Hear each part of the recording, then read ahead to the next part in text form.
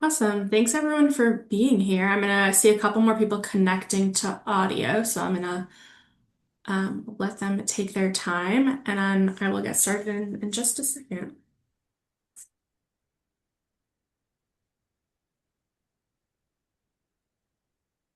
All right, I'll get started. Maximize your time, Delphine, with my long introduction.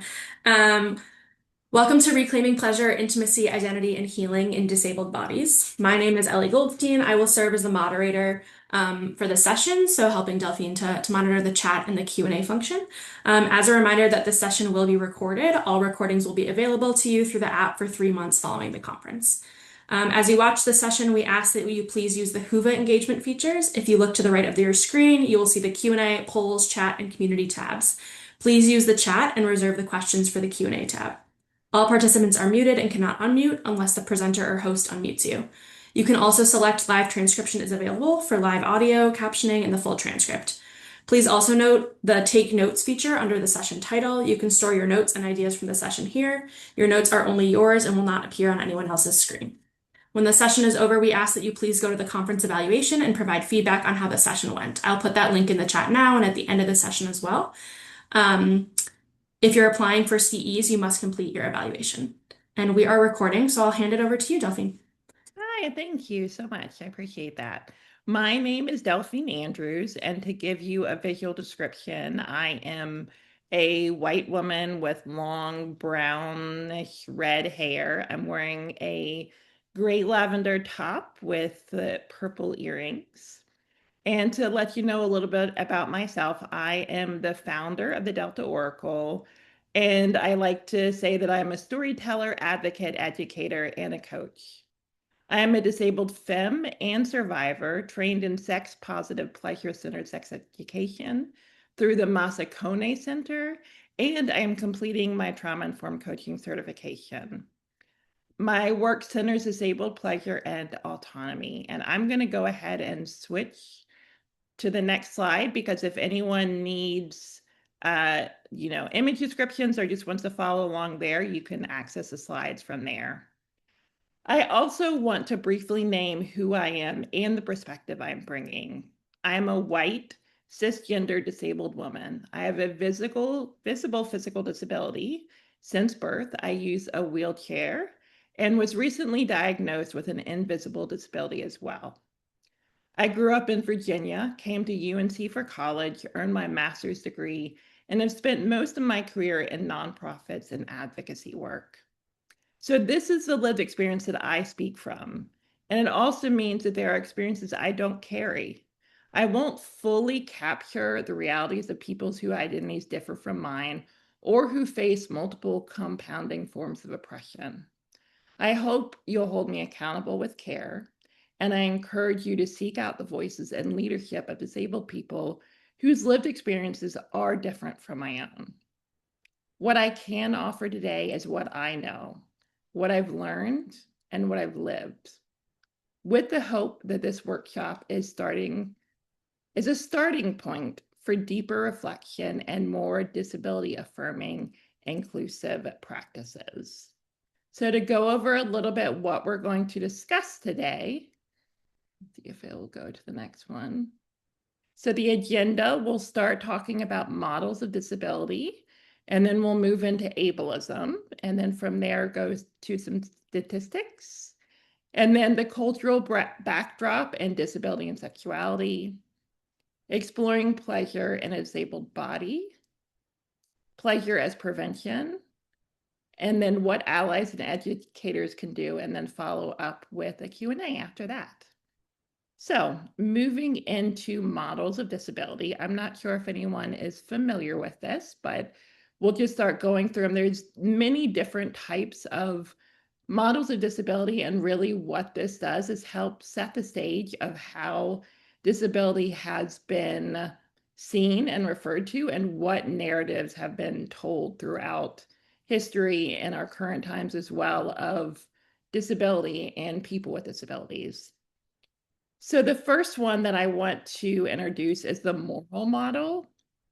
So this one is probably the oldest type of model. And this says that disability is a punishment. So if you have a disability, you were born with a disability, then you are either being punished for something that you have done in a past life, or you were evil to begin with. You're evil in nature, and that's just kind of who you are. So, one example that I always like to give about this is if you think back to Puritan times, specifically, there were women that gave birth to disabled children and were considered sinful because it came out through their children. And I also like to point that out because one thing that I will kind of try to bring back up several times is the way that all of these oppressions overlap. So, this idea that women and mothers are to blame for a disability, and then placing disability is one of the worst things that you could ever have for your child. So it's both sexism and ableism there. And it's also, there's a flip side to this as well, because it's also this idea that, if you have a disability, that you have this divine nature or you're, mystical.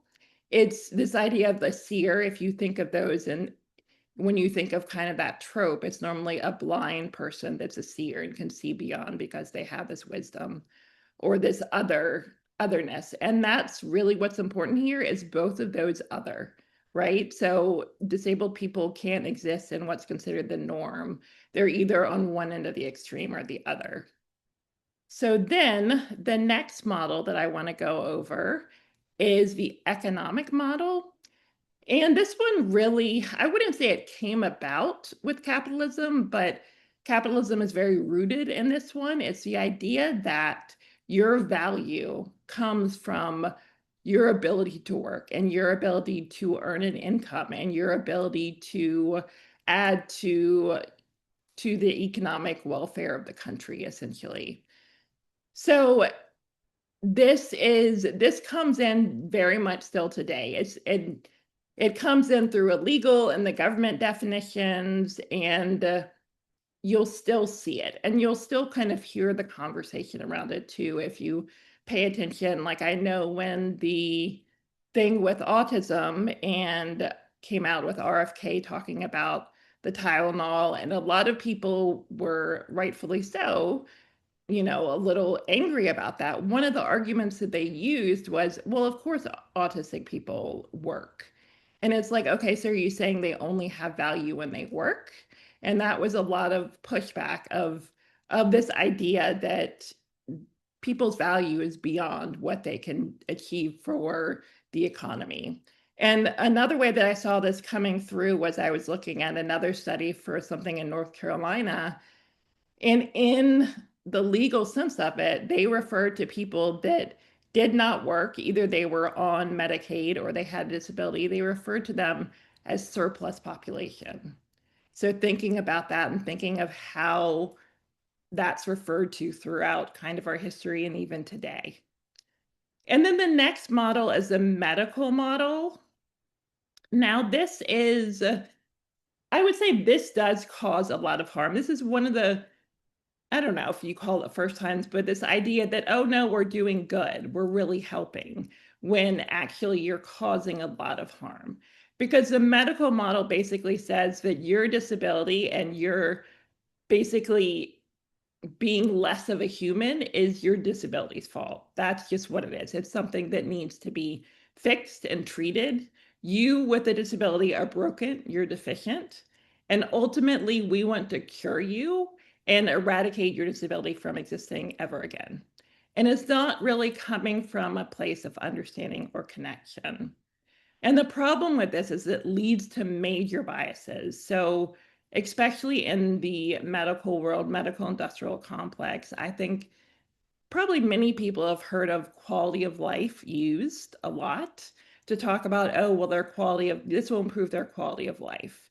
And if you think about that statement, what's that saying is me as a doctor can take judgment on what in your life is quality and how your life has quality to it. That's for me to decide, not for you.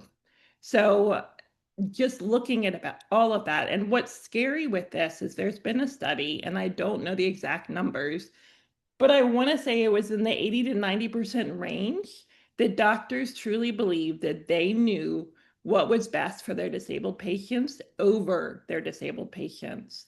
And what was even more kind of disturbing about that is that I believe it was in the 50 to 60 or 70% range. The doctor said, we actually don't want to have disabled people as patients. And that comes out in many ways. That comes out in places not being accessible. There's, places that I still call for going to the dentist that literally say, I'm sorry, you can't get in. We only have steps.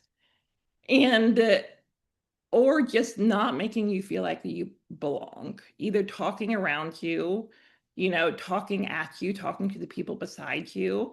I remember when I was in the hospital trying to get surgery and advocating for myself, one of the doctors came in and stood at the head of the bed and talked to my two friends that were visiting. And I literally had to interject and say, I'm sorry, excuse me, can you go to the end of the bed?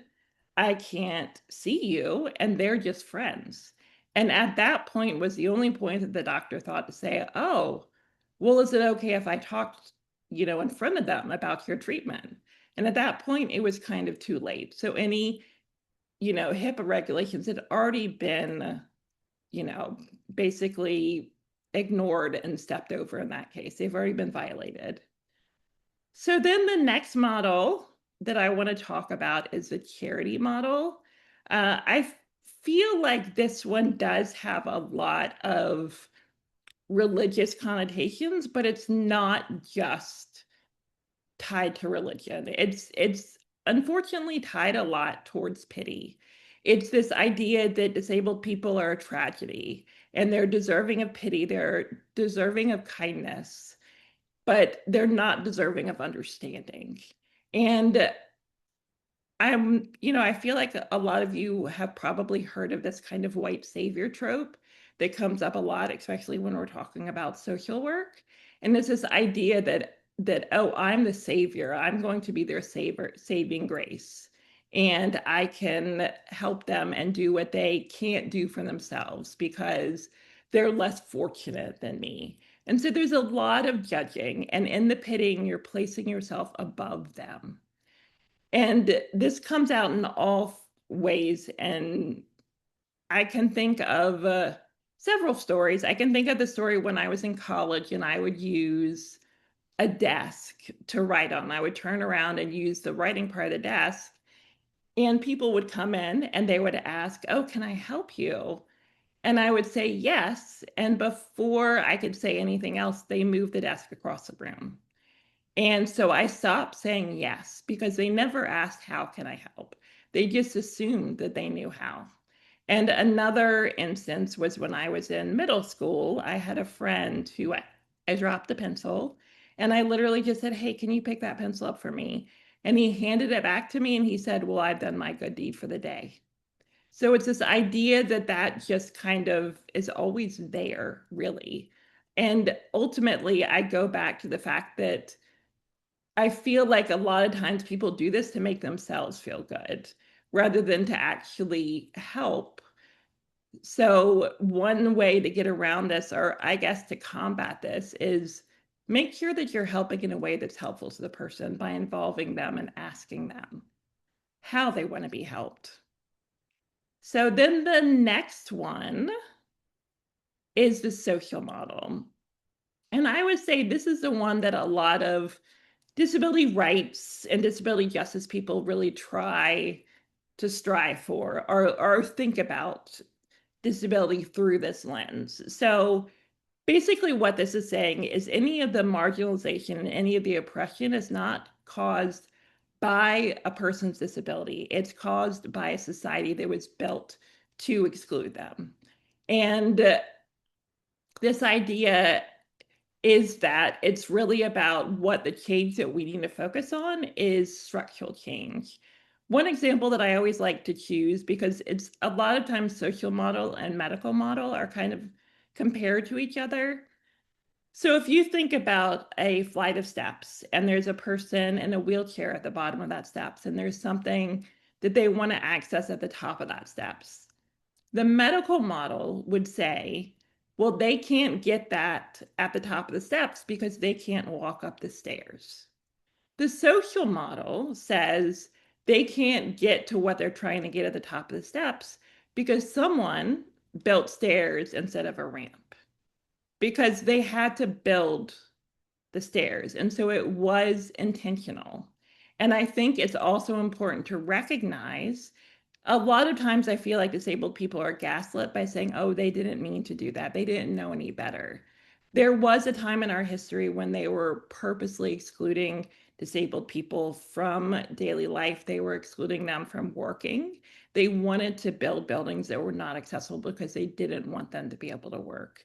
They didn't want disabled people in public, and that's seen through things like the ugly laws that happened. So I think that's really important to bring up that this was intentional. And one thing I did want to bring up about the social model, though, is that there are a lot of people who are, have multiple marginalizations, including disability, that are pushing back a little bit on this because they don't feel like it's really speaking to them. They feel like this model should go beyond where it is. And so it is a conversation that's happening. There's the disability justice movement that's really working on elevating disabled, queer, and BIPOC voices. And I think that's important to understand that this is an issue that is constantly evolving. This issue is complex, it's embodied, and it's deeply political. So basically, understanding where these models come from, you can kind of see the water that we're swimming in a little bit. And you can see that disabled people are treated differently, not because of our bodies, but the stories about our bodies. And those stories become behaviors, which become policies, which become systems. And they show up everywhere, including in the most intimate places. They show up in dating and consent and relationships and safety. They're all part of the same root cause. So now what I want to do is define it. And what I mean by that is define ableism. That's still a term that I feel like a lot of people don't know, that they haven't heard. So the first definition I wanted to give was Emily Ladau, and she actually wrote a book, Demystifying Disability: What to Know, What to Say, and How to Be an Ally. And this is a great book. It kind of gives a broad overview, but it's a great place to start. And this is actually part of the quote, but I'm going to read the first part and then read this part to go with it. To most of society, ableist beliefs and behaviors don't raise any red flags because they're woven into the fabric of everyday life, simply accepted as the norm. For disabled people, though, ableism is always there, a part of our lives that never disappears, manifesting in endless forms ranging from broad systemic discrimination to individual interactions. Ableism is attitudes, actions, and circumstances that devalue people because they are disabled or perceived as having a disability.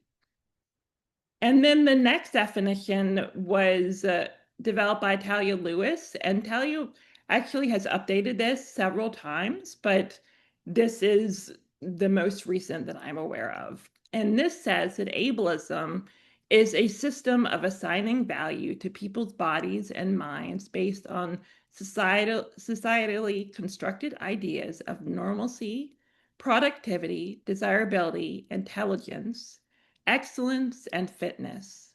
These constructed ideas are deeply rooted in eugenics, anti-Blackness, misogyny, colonialism, imperialism, and capitalism.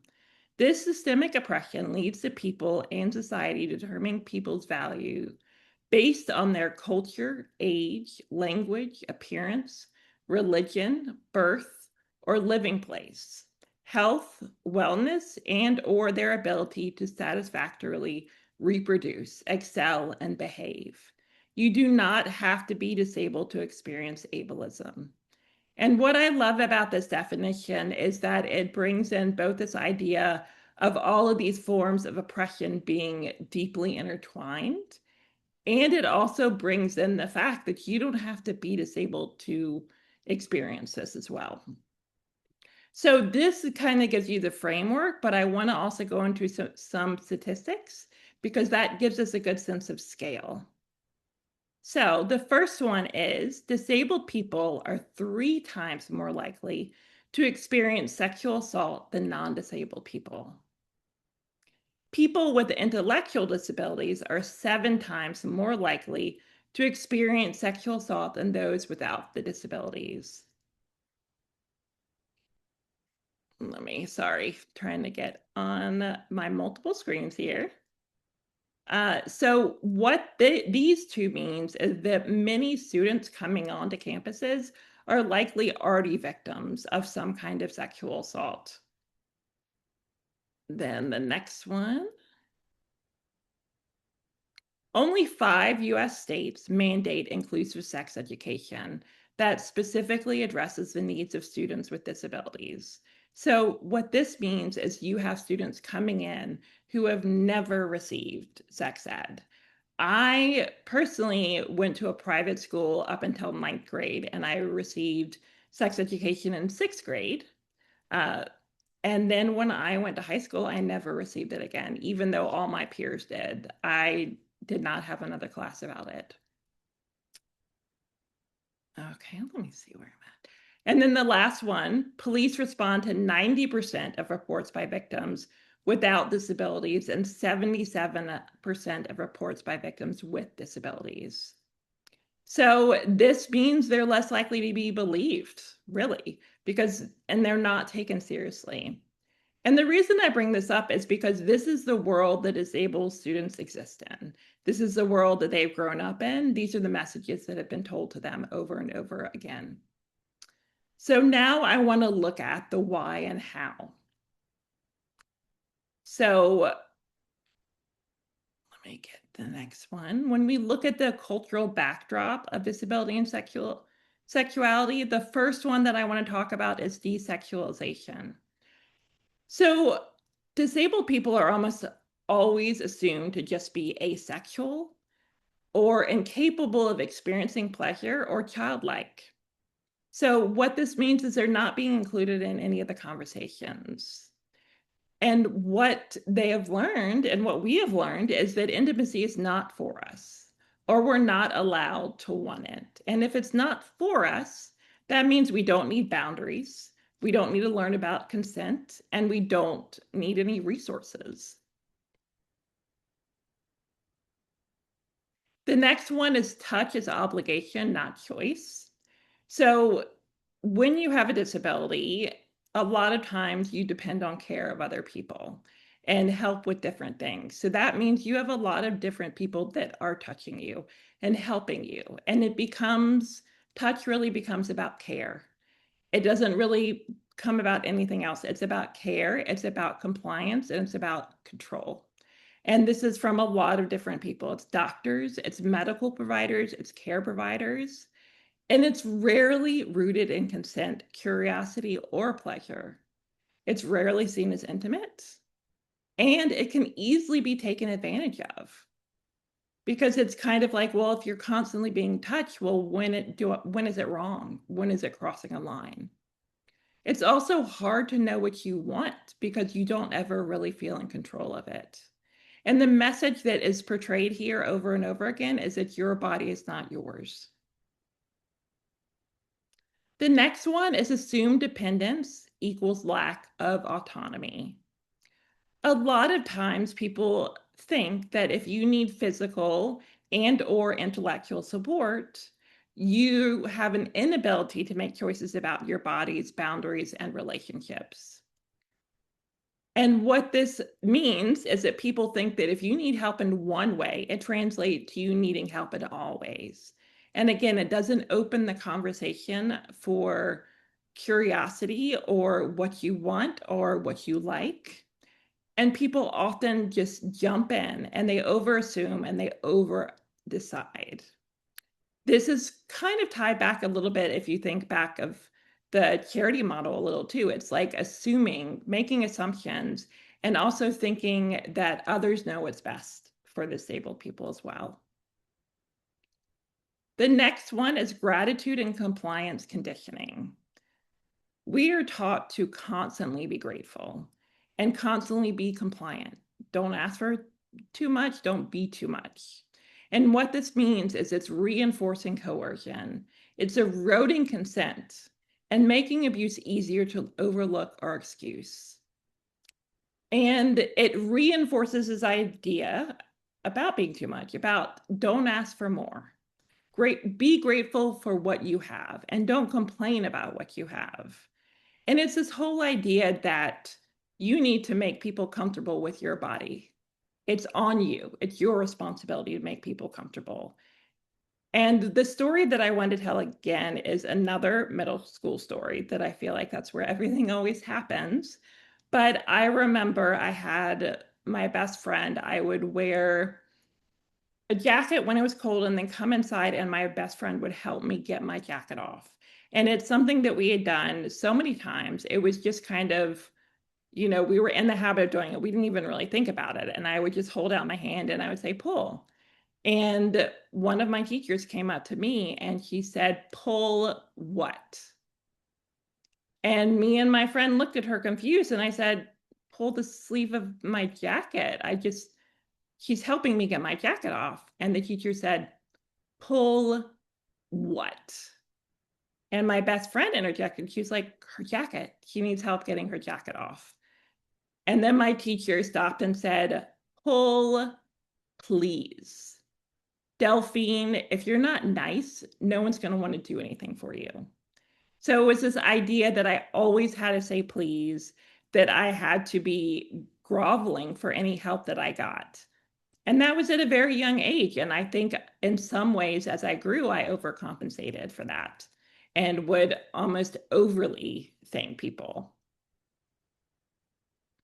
The next one is erasure from sex education and media. Now, we've talked about the sex education piece, but also bringing in the media. It's really disabled people and intimacy and sex are not included in pop culture or dating narratives. So, what that means is a lot of disabled students coming on campus, it's often someplace that they might have never seen themselves because there's no representation of it. And what this does is leads to isolation and misinformation. And when you do have disabled representation, especially in media and movies and films and TV shows, a lot of times it's played by an actor that doesn't even have a disability. So that means that actor leans into those biases, but that actor also doesn't really understand fully what's happening or the nuances that need to be done. So it's misrepresentation. And if disabled people aren't seen in survivor stories as well, then they think it can happen to them. And if it does happen to them, well, then maybe it wasn't violence. Going back to that gratitude, maybe it was a gift. Maybe it was something we should be thankful for and grateful for. And again, it brings back this idea of intimacy and sex and dating are not for you.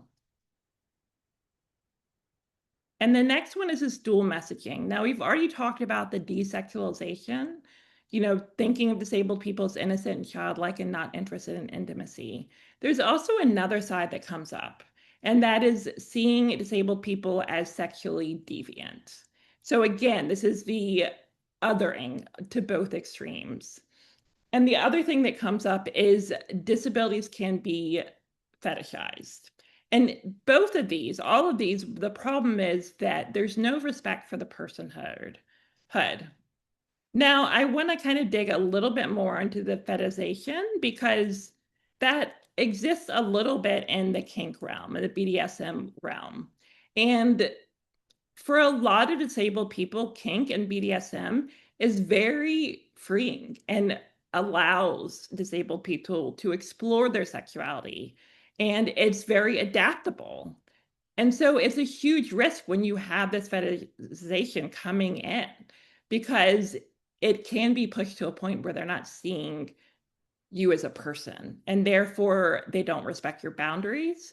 They don't respect consent and they don't respect autonomy. And a lot of disabled people start to think about this as, well, it's something, it's some kind of intimacy. And it's really the only relationship that I'm going to get. So I should just take what I can get.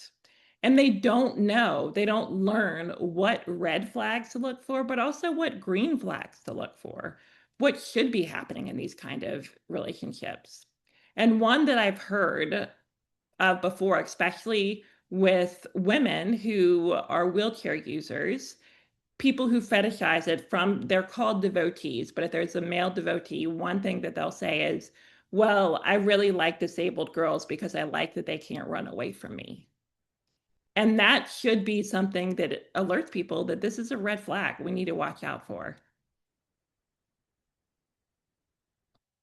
And then the last one is medicalization and disconnection.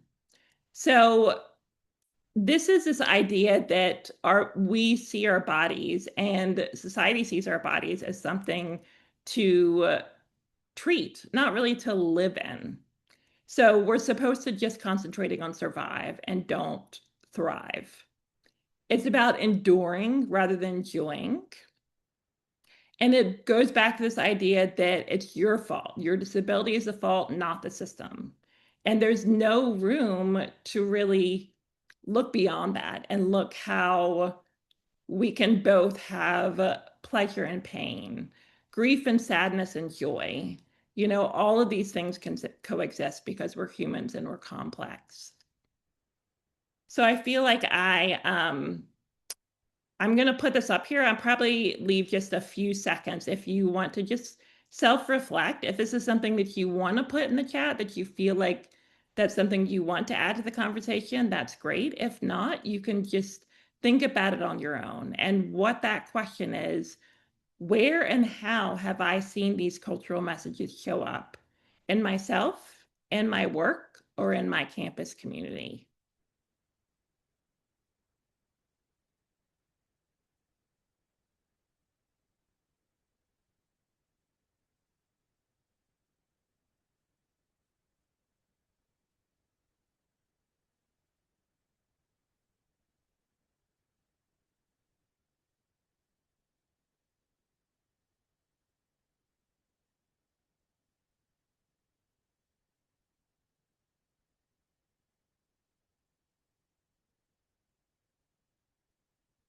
Okay, I'm going to go on.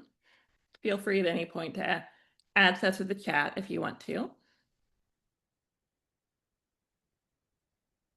So now let's look in pleasure and how reclaiming pleasure can be so powerful. And this is a quote by Adrienne Marie Brown. I don't know if any of you have ever heard of this person, but I really admire their work and I think they're a great person to kind of look to for a resource. And they work a lot in pleasure activism. So this is a quote that I really like from her, which is pleasure activism is a work we do to reclaim our whole, happy, and satisfiable selves from the impacts, delusions, and limitations of oppression and or supremacy. So let's look at how exploring pleasure in a disabled body can really be a return to self. So for the first one, reconnecting through sensations. So what pleasure does is it invites presence. It invites being back in your body. And it lets you either establish or rebuild trust with a body that has been medicalized, objectified, or disconnected. And it allows you to explore what feels good, what feels comforting, what feels grounding, and what feels pleasurable. The next one is about reclaiming bodily autonomy. So, with pleasure, you get to choose. You get to choose what feels good.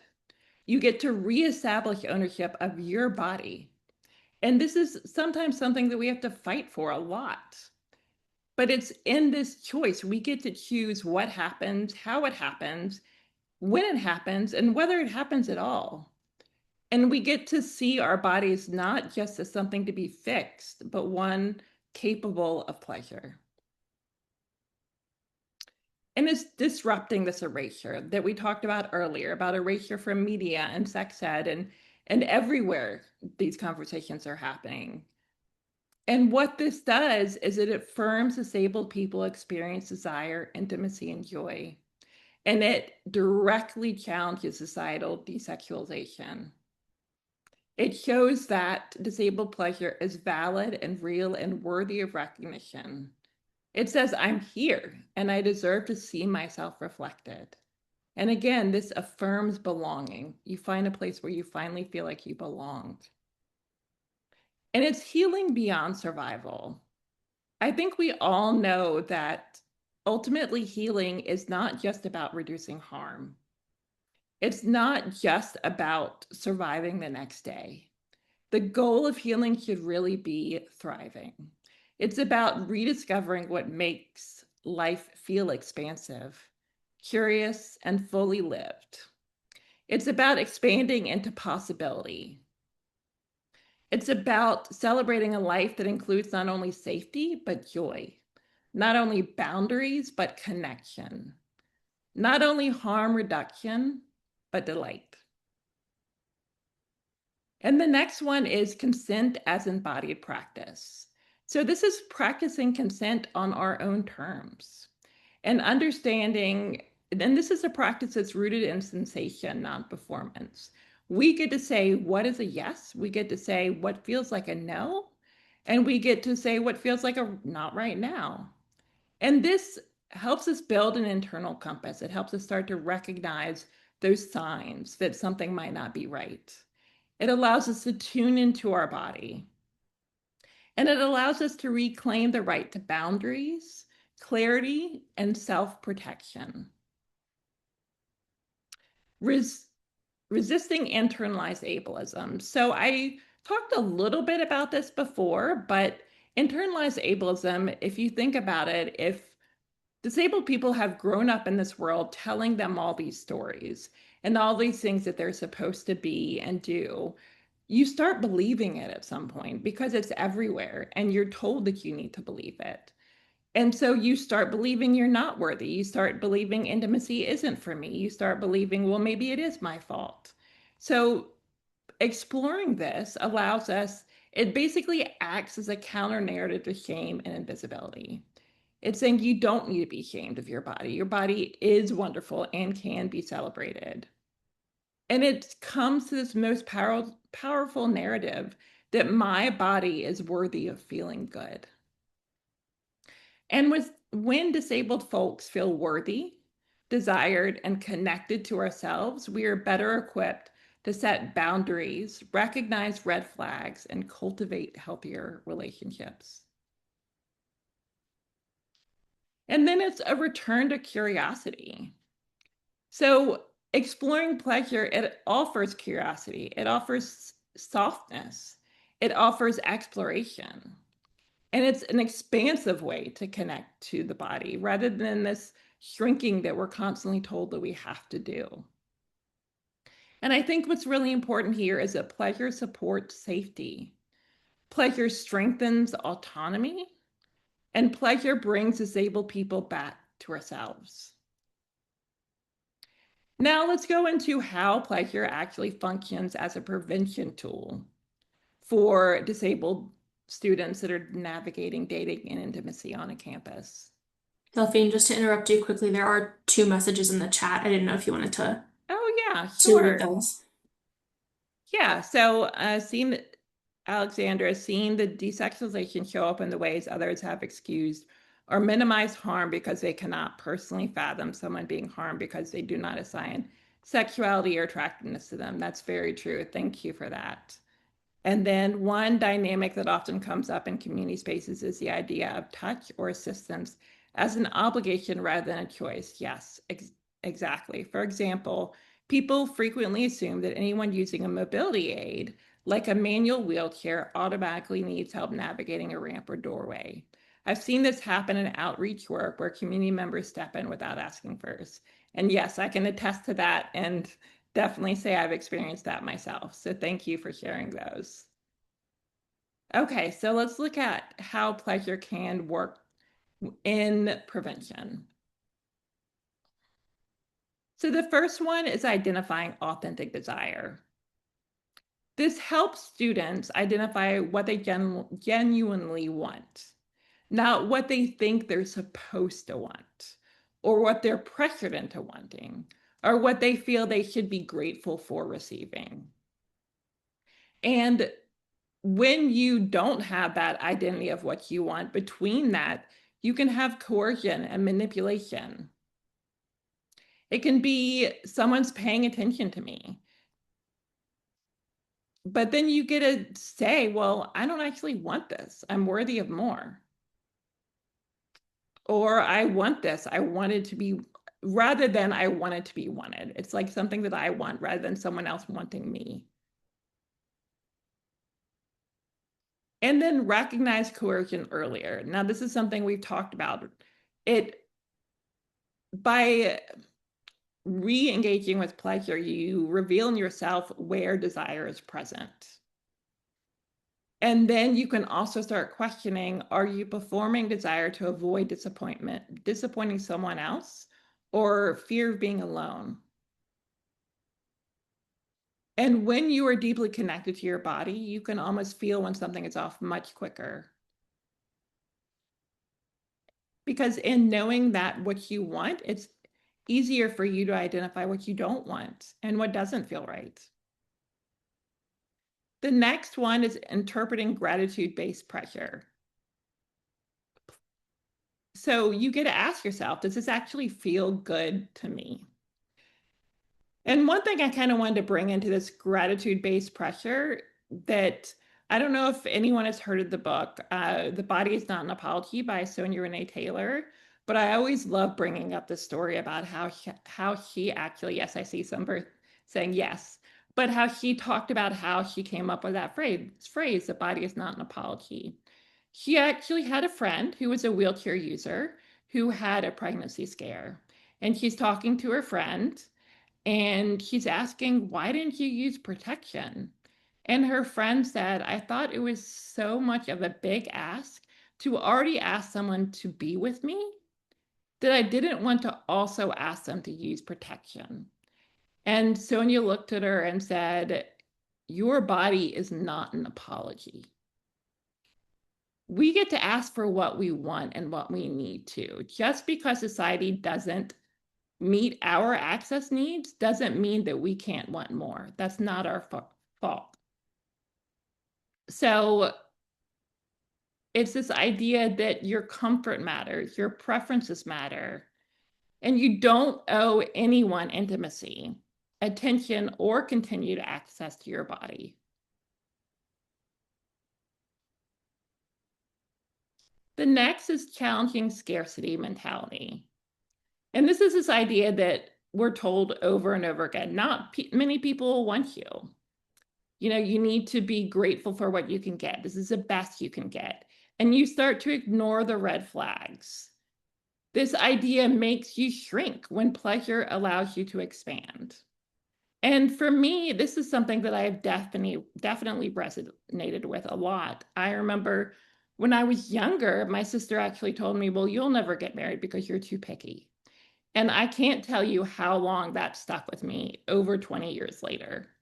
And also as being someone that was in an, emotionally abusive relationship, I did think that this idea that my partner was accepting of my disability and never made me feel shame around my disability was such a rare thing that if I left this, I would never find it again. So even though my body was screaming to get out of that relationship, and even though there was so much manipulation and so much gaslighting, and even though I wasn't safe, I was essentially suicidal, I stayed because I thought that was all I could get, and that was the best I was get. And that narrative was honestly repeated by family members too, which made it even more hurtful.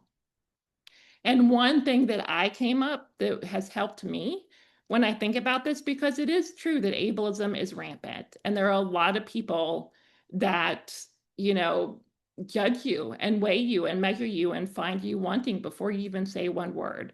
I'm not negating that fact, but the thing that's been super powerful for me is to say to myself, not every person. It's not just one person that will accept me, and it's not every person I meet that's going to write me off because I have a disability. So the next one is supporting clear mutual communication. So once students understand what feels good and what doesn't, then it's much easier for them to communicate about those desires. So when pleasure-centered communication happens, it's much less performative. It's much less about meeting expectations and much more about mutual experiences. And it also bringing into this access needs, because a lot of times access needs from disabled people can differ from the norm. And so being able to talk about those openly, and that's one area that is often left out of conversations around this that should be brought in. And I think another thing here is you will find a lot of disabled people are pretty good about communicating about their bodies because they've always had to do it. So when you add the pleasure piece, sometimes it comes very naturally. But not only that, I always like to show in how disabled folks can add to the conversation and help others understand better. And I think this is a way that they can really help people, all people, understand the importance of communication in any kind of intimacy relationships. So it's also building entitlement to safety and care. And this is healthy entitlement. It's saying I'm deserving. It's an entitlement of saying I can be safe too. I deserve to be safe. And when that happens, you're less likely to overlook red flags and manipulation. Just like my relationship, because I never felt safe, if I just the standard of, hey, I also deserve to feel safe, then I can say, and these actions that are happening to me are not making me feel safe. Then I might have been able to identify those and move out of that relationship quicker. The last one is valuing slowness, pacing, and conditions. So this honestly, pacing, slowness, communication, and intentionality provide better intimacy for everyone involved. And this is another way that disabled people can kind of lead the charge and model for others about these values when you're looking at intimacy. Again, going back to that, they know how to communicate about their bodies. And it's about creating pleasure rather than inhibiting. And also here is normalizing checking in.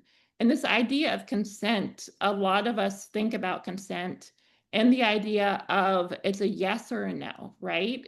It's we start, do you want to be intimate? Do you want to have sex? Yes or no? Okay, yes, I got consent.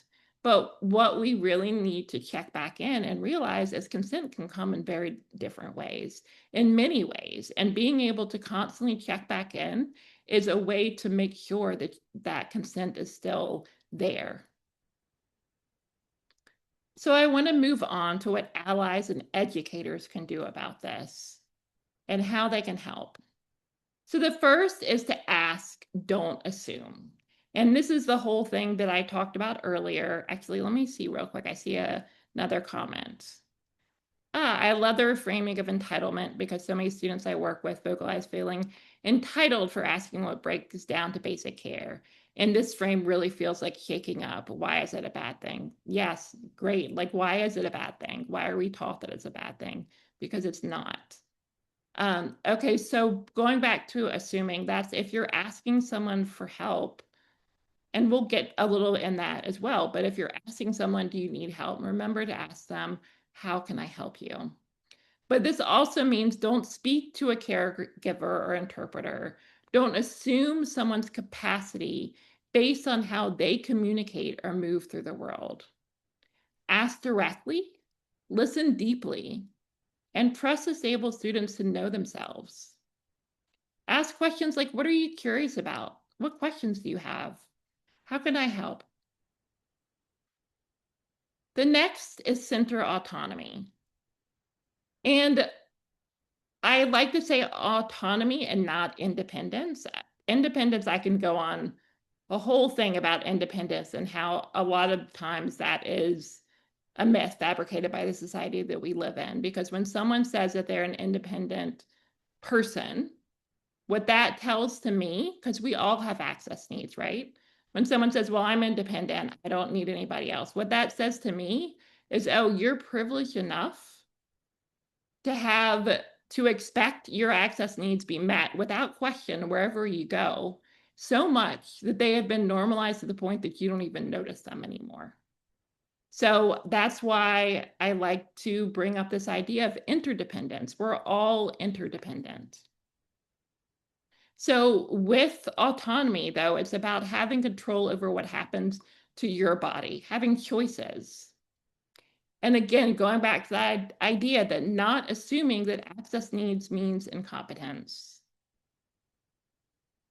And this also means gaining consent before you touch someone. And this includes medical devices. A lot of disabled people who use medical devices also consider their medical device extension of themselves. So if you're touching a medical device, you're in essence touching them, which means you need to get consent before doing that. And then the next one is make consent education inclusive. So this is a big one because, wait, where am I? Sorry, I was getting mixed up. Okay, so I mentioned this a little bit earlier. Consent exists beyond just speaking yes or no, and make it inclusive. Mention what we talked about, the checking in, talk about other ways that you can communicate consent, and also talk to people that don't have a disability about other ways consent can be communicated to them. Include that access needs that you need when you're going into an intimate relationship. Include those when you talk about consent. And also, it's really helpful to teach consent beyond just sexual encounters. Consent can be a lot of things. Anytime you touch someone, you should ask for consent. Anytime you're asking to help someone, you should ask for consent. Teach it beyond that, because then it can become part of a natural part of our lives rather than just boxed into this one little area that we tend to talk about it in. Normalize disabled desire. Think about, how are you implicitly or directly telling disabled students that they don't have desire or pleasure? And start normalizing it. Start normalize disabled people dating, being intimate, and having pleasure, having agency, having passion, exploring kink, exploring curiosities, having boundaries, having preferences, and having sex lives. Because representation matters. So that's another way. Start looking at your materials too. Are disabled people included in those? Can they see themselves in them? And what this does is it reduces shame and vulnerability to coercion, and it affirms that disabled students have a right to explore, not just endure. We talked about that earlier, about exploring, not just enduring. And the other one is build accessible environments. A lot of people, when they think about this, they think about the ADA, and the ADA is great. I am super grateful that it is in place for the time being. And it's great. It's done a lot of good, but I also want to tell you it is the bare minimum. Accessibility is about a culture. So it's not just about, can someone get into your facility or place or whatever it is? It's asking yourself, do they feel like they belong there? So there's a lot of different ways that you can think about this. And I'm just going to kind of go through the ones that you think about. There's the physical access. So that's ramps, that's seating, that's pathways, that's bathrooms. Also thinking about the sensory access. Think about the noise and the lighting and the pacing. Think about the cognitive access. Is it clear language? How's the structure? How predictable is it? And then think about communication access. Think about interpreters and, you know, captions and all of those things. And then think about emotional access. Think about it being trauma informed. How are you making disabled people feel like they belong? The other one is dress, care, and communication dynamics. So there are disabled people that might communicate differently than the norm or what you're what you're used to. And not only that, but sex and intimacy might look different than the norm. A lot of times when I think of sex and defining sex, it's about pleasure. There's no handbook or of, oh, this is only sex or this is only sex. Sex is what you define it, and empowering people to realize that it's about the joy and the pleasure and the connection and the consent. And again, going back to care needs, what are those needs and communication? And also talking about when someone's saying, oh, I'm helping you, how, when that can actually turn into control and become dangerous. How to communicate boundaries. And then also these options of how and when to discuss a person's disability, their access needs. And I think an important thing here is realizing that everyone, I mean, disabled people specifically, but everyone included in this, they have a right when they disclose what they want to disclose about their lives. That's in their control, and they get to choose how to do that. And giving them the agency to do that is extremely important. And also communicating to non-disabled students, having them be aware as well of what's happening and how all of these things can come up. Because when you have communication that is more inclusive, it benefits everyone. Include disabled people from the start. So a lot of times accessibility is very much an afterthought. I think of people building buildings and being like, okay, well, now how are we going to make them accessible? And that's how you end up with a ramp that's around the back through the kitchen, going through the basement, up an elevator, and around the other side, because it wasn't ever considered. So think about accessibility from the very beginning and co-create it. Involve disabled people because we are the experts on this. We know about this because this is our daily lives, our lived experience, and involve us from the very beginning. And then the last one is challenge ableist narratives. Challenge this every time. Challenge it in yourself, challenge it in others, challenge it everywhere you can think about it. Speak up about it, educate about it, involve disabled people. Think of how things can come up. Like if you hear phrases like, I don't want to bother them with sex stuff. Oh, they have so much to worry about. I don't want to bother them with sex stuff. I don't think disabled students need this training. I mean, are they even capable of consenting? Would anyone date them anyway? I don't want to be inappropriate by talking about sex with disabled students. Disabled students don't report sexual violence. Again, that goes back to one of the first statistics we talk about. I think it's really important to remember that change happens through repetition. This is something that did not come about overnight. So any work that we do to undo this is going to take a while, and it's going to take all of us. So I wanted to do another self-reflection. And again, same thing. You can put it in the chat or you can just keep it to yourself. And the question that I want you to ask yourself is, how might I shift my work, my relationships, or my assumptions to better support disabled students' autonomy, pleasure, and safety?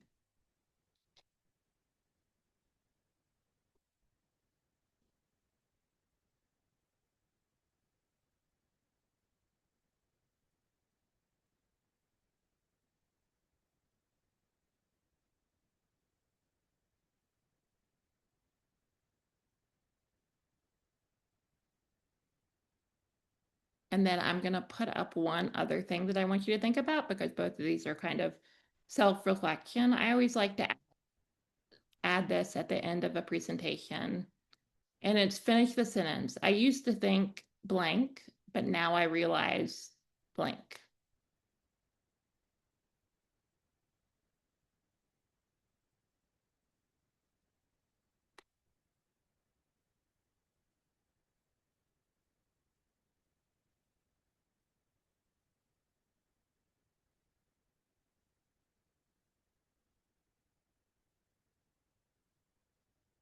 And then I'll just go to the last slide. This is just contact information for me, and also some additional resources as well. If you wanted to access those, you can just use that QR link. But that is it for my presentation. And any questions or thoughts or anything, feel free. Okay, I see something coming up in the chat. And this is to answer the first question that I asked, making sure in our program planning, work and education that we are making the materials inclusive in the knowledge we are giving out. Not just so our disabled students better understand themselves, but so our able-bodied students can be better educated on navigating with their peers. Exactly. I think, when I think about this, I think a lot of times about how disabled people, disabled children specifically, are constantly taught, how do you make people comfortable with you? How do you make sure that you can quote unquote assimilate? But it's never really talked about to non-disabled children and students. Well, how do you accept people for who they are? How do you include people? How do you make sure you're building something together instead of something without?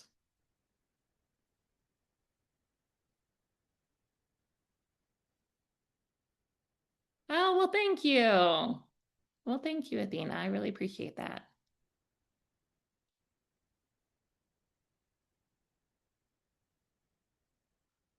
Oh, well, thank you.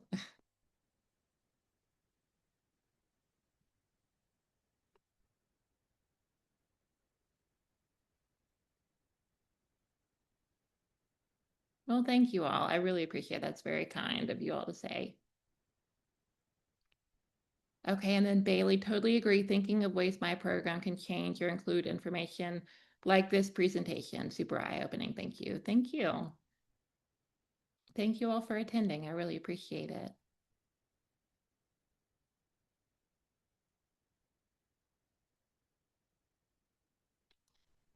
I don't know if anyone has any questions, but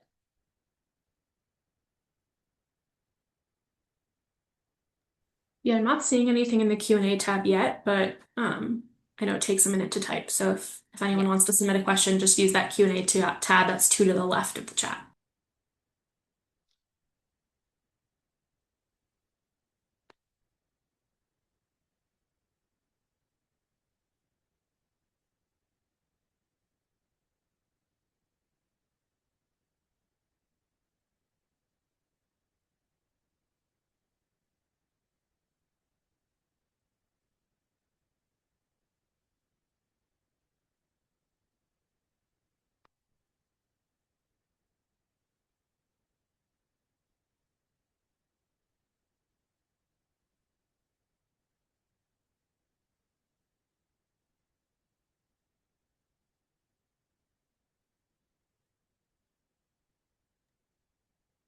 Delphine, there's a question from Bailey. Oh, Do yes. you host or do presentations for schools? I'm open to it. I haven't, I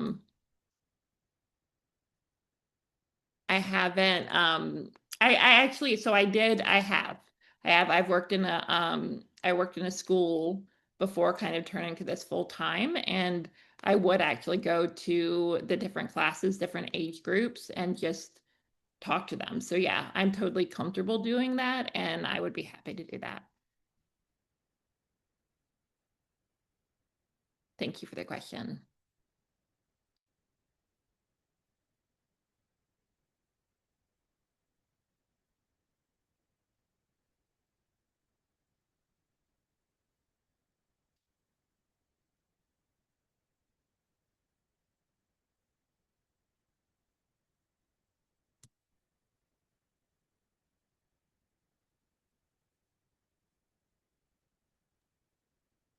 Put the additional resources that Delphine has up on the screen, and then also the evaluation as a reminder to complete that for feedback, but also for any continuing education credits that you're looking for.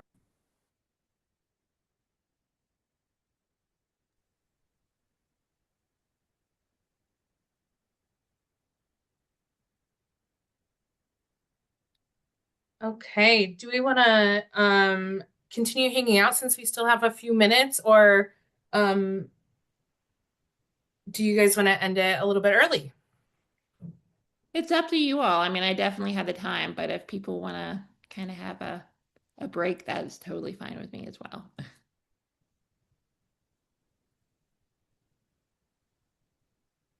Oh, thank you, Paris. I appreciate it.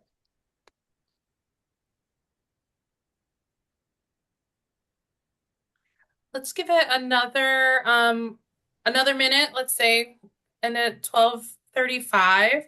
I know that your Yeah, contact information is there and there's lots of great resources. So yeah. I'll continue the recording for another minute. I'll at least stop the recording, and then if people want to hang out, they can. Okay.